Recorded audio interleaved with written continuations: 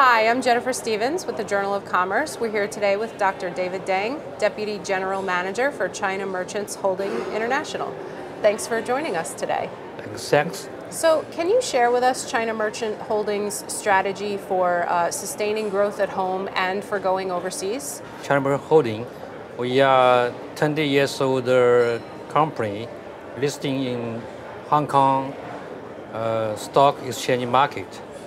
Even though our group is 140 years age. So start from early 2000, we start our terminal business in Shenzhen, that's South China. And then we go from south to north. So we have strategy investment through the China Coastal Airline, north from Tianjin, Qingdao, Shanghai, Ningbo, and Fujian. And then at last to the southwest of Zhanjiang port. But because of this is an investment in China, so at the main economic zone of China, we all have investment already. So start from maybe 2008, we start go overseas because of maybe the low increase of the Chinese market. So we need to find a new market for our company. So we go overseas.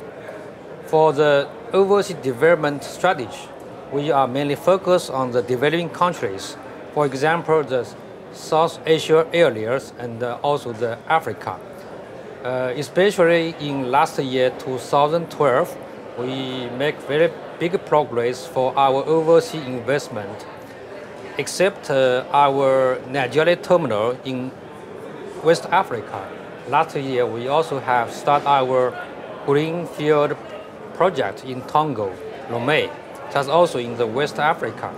And also we have investment of Djibouti Port Authority in the East Africa. So now we have 4 overseas projects, one in the Colombo of Sri Lanka, one in Nigeria, one in Togo, and one in Djibouti. And also in this January, we just signed the agreement with TL, number 8 terminal operator, belong to CMHI. We were purchased 49% of share of TL.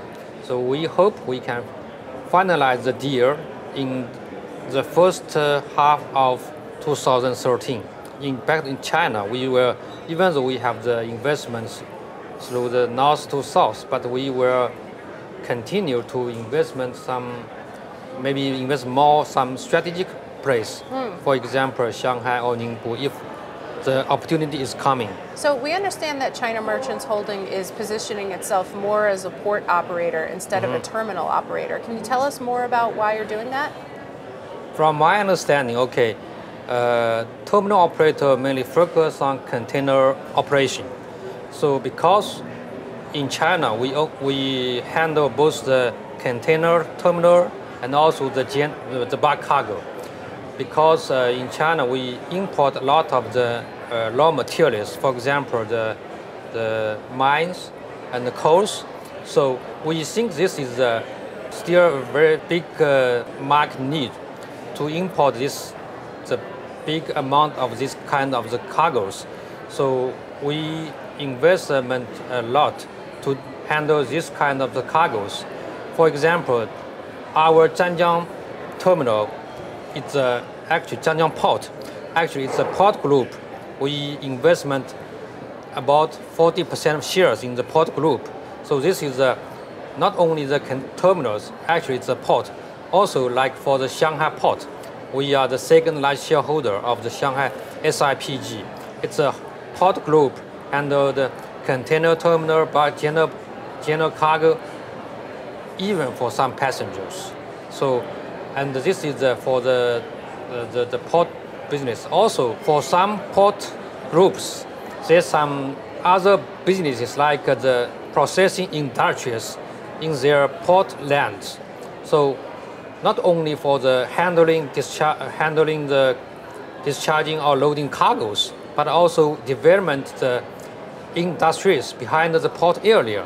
We are not only focusing on the handling the cargoes, but also for the maybe the development of the regional economies.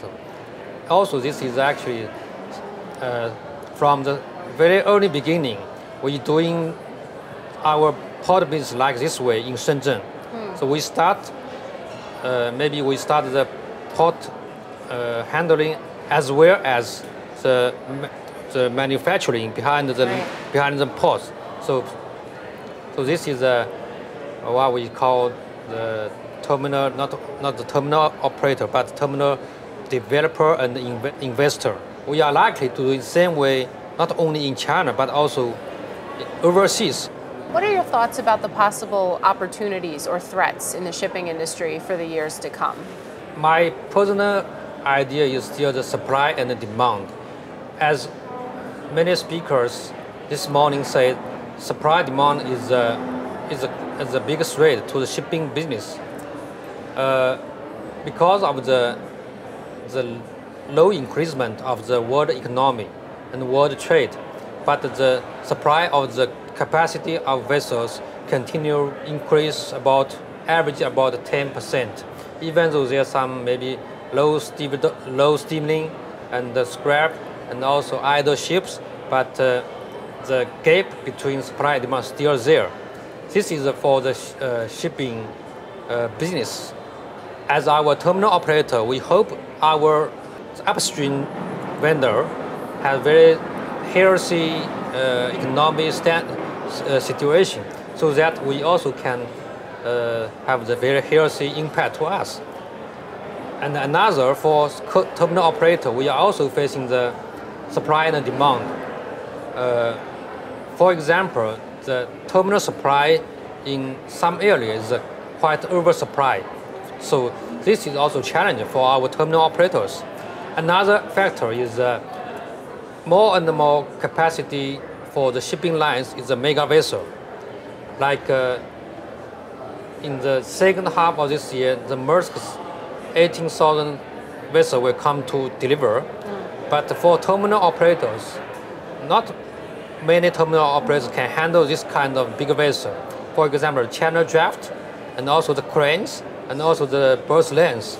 So this is also the threat to terminal operators, because if we need to accommodate this kind of the big vessel, the terminal operator need to invest a lot to upgrade their facilities. So this is a big investment and the cost increase to the terminal operators.